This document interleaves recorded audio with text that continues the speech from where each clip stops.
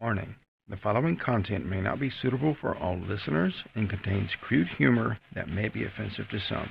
Listener discretion is advised. This is Satire is Not Dead.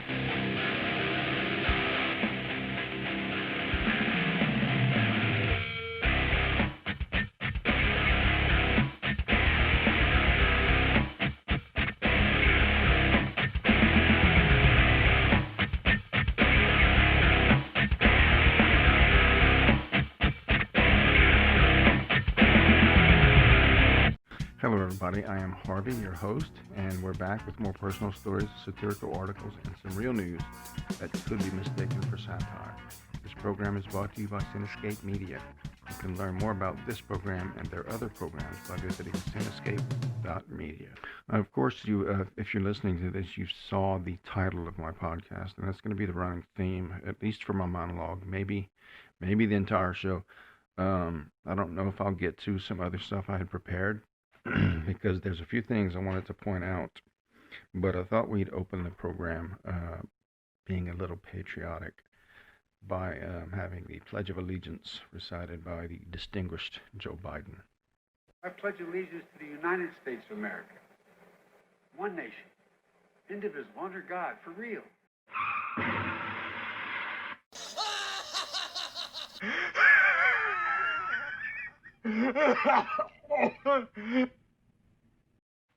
So that is the Democratic candidate for President of the United States.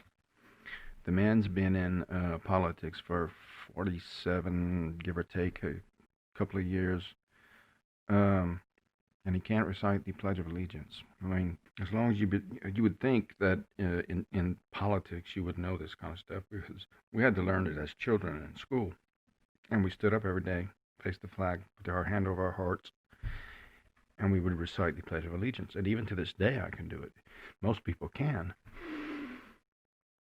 So, what does that say about Joe Biden?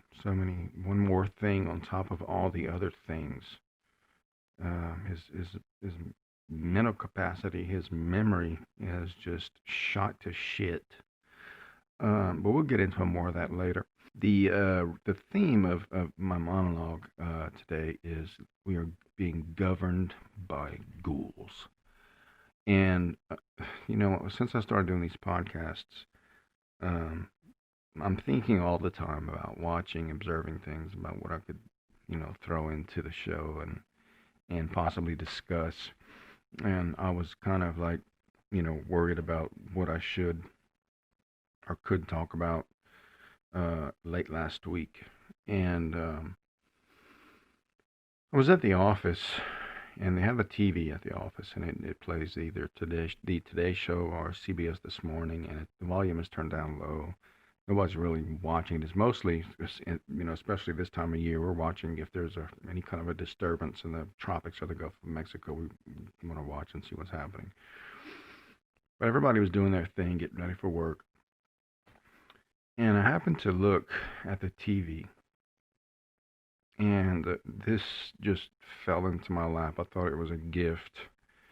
I don't know what the context of the interview was. I don't even know what she was saying.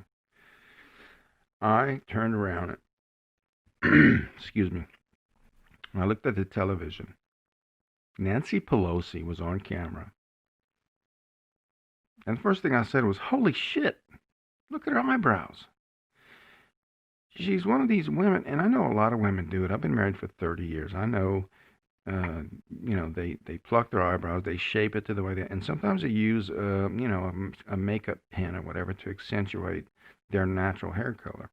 Well, apparently Nancy Pelosi just got rid of her eyebrows altogether, and the way she looked, her eyebrows, it's like she drew her eyebrows on with a protractor and a Sharpie. They were ridiculous. Two black arches over her eyes. And I was like, what the hell is she? Is there no one around these people that tells them the truth or say, hey, you might want to go look in the mirror and maybe rework?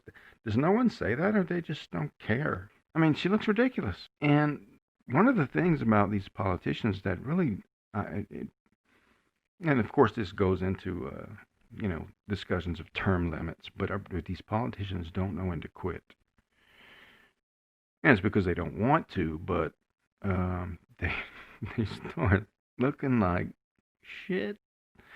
And Nancy Pelosi, honestly, when I saw her, and you look at her face, and even when it's a live video or it's a still video of Nancy Pelosi, you look into her eyes, and it's not looking. It's like looking into two windows on the front of an abandoned sharecropper shack. There's just nothing there but dust and cobwebs. And I think she is not far behind Joe Biden as far as her mental acuity. And she honestly, the way she looked, it reminded me of that old movie. She looked like Goldie Hawn and Meryl Streep at the end of the movie Death Becomes Her. You remember that, and if you can look it up if you haven't seen it, it's a good movie. It's actually very entertaining. But these two women who seem to have found the fountain of youth, and at the end of the movie, they are struggling to keep their looks alive because man, I'm probably gonna screw up the story, but at the end of the movie, they're decaying. Their face is looking like shit, and they're working very hard to make themselves look like, presentable. And that's what Nancy Pelosi looks like. Go look up these two images. The movie is Death Becomes Her, and you'd be astonished how similar Nancy Pelosi looks to that. And the theme I chose that we're being governed by ghouls is because if you look at these people, and I'm not just picking on Democrats, there's a lot of them out there, and I'm going to point out a few, but the way they look, their skin begins to look translucent. It's like you could just take it between your thumb and forefinger and tear it like tissue. And I'm sure a lot of them are on, medicines like blood thinners, which actually makes your skin thin over time, or maybe not. Maybe it's just because they never go outside, or I don't know. They remind me of vampires. If you drag them out into the sunlight, well, they start hissing and smoking and, crawl back into the building. I don't know. But another one was, and I'm not celebrating or making light of, anyone passing away. I would have chosen her even if she was still alive. Ruth Bader Ginsburg was, I didn't even check to see how many years she was in politics. It was a long time. And the only thing that surpassed her political longevity was her ability to look like Nosferatu's sister. And I've never, ever, of course, I didn't look back very, very far, but I've never seen a flattering photo of her. She always has her hair pulled back, slicked back, and she's kind of looking down and with her eyes up at the camera like she's in some kind of fucking Stanley Kubrick movie. But I've never seen her that looked like, that's a nice looking woman. Just these people, they need to retire. They're so rich, they don't even want money.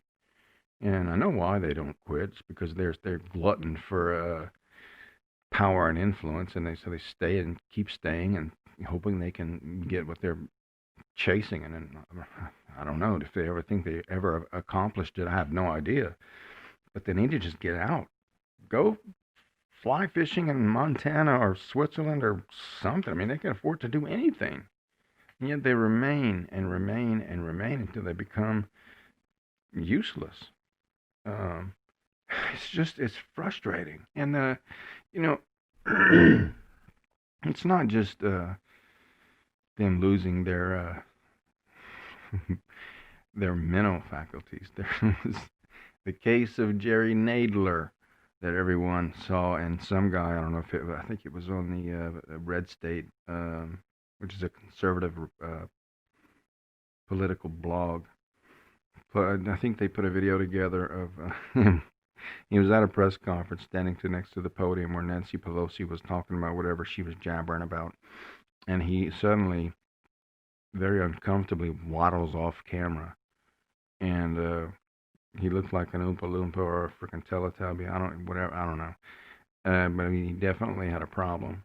And so Red State did this video comparing him to whenever he was making an entrance into a building or something, and he was strutting and striding full pace and never had a problem. And it was like night and day, and it was the what's going around is, and I think he kind of confirmed it indirectly and had an excuse that he shat his pants a little, attempting not to. I don't know. It is so crass and ridiculous.